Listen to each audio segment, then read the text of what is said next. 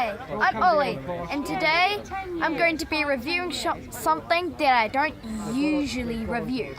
This is a Nissan Leaf car, 2011.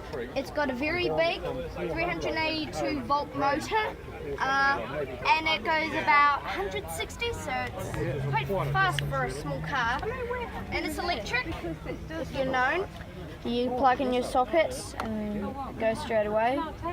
So that's that, and that's all I really want to see. And here are all the other Leafs. And okay,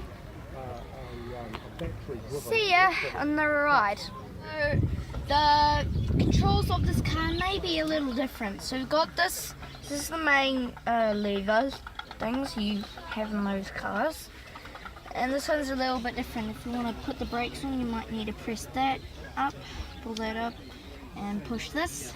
And then there's the on-off button. You need to hold the brakes as well. And then we've got a hazard one, and it's a Bluetooth radio. You can't turn on the radio now, but this is it. This is the interior. No seats.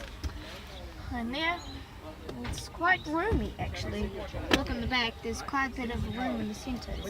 It's better than my Toyota. It's wider than my Toyota RAV4.